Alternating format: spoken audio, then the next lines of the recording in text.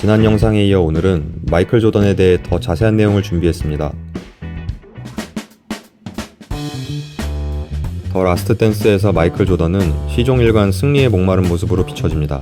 그리고 그 승부욕은 동료 선수는 물론 구단 관계자에게까지 극대노할 만큼 정도가 굉장히 심했다고 하는데요.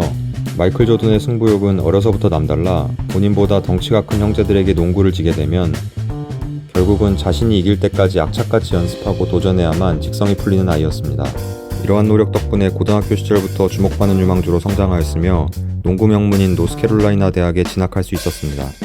그리고 이러한 모습은 NBA 데뷔 후에도 이어져 승리를 위해 거친 언행도 불사하는 모습으로 나타나게 됩니다. 신인 시절 주로 하위권에서 맴돌던 시카고 불스와 패배의식에 젖어있던 같은 팀 선배 선수들에게 일침을 날리는가 하면 본인이 생각하기에 승리의 걸림돌이 된다고 생각하는 사람에게는 잔소리를 넘어 주먹다짐을 하는 일도 있었다고 합니다.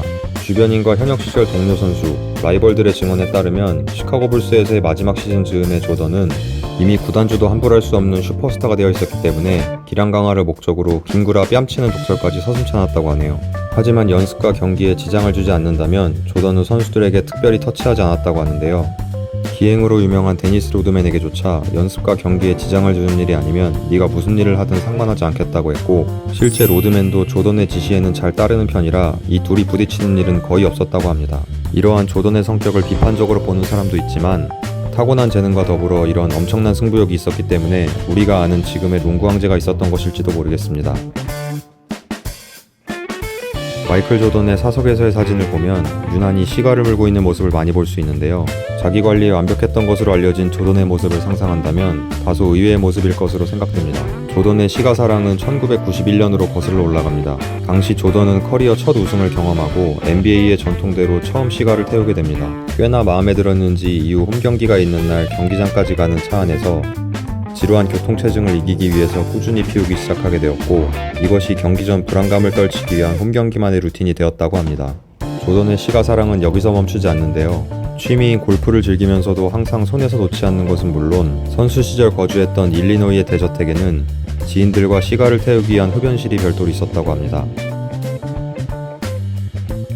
더 라스트 댄스의 인기에 힘입어 가뜩이나 인기 있던 조던 농구화는 그야말로 떡상하고 있습니다.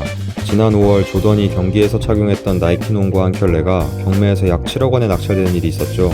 이 농구화는 조던이 신인이었던 1985년 경기에 신고 나왔던 에어조던 1 모델인데요. 이 신발은 조던의 친필 사인이 담겨있고 시카고 불스를 상징하는 흰색, 검은색, 빨간색 조합에 특이하게도 조던의 발에 맞춤 제작되어 있어 왼쪽은 310mm, 오른쪽은 315mm 사이즈라고 합니다.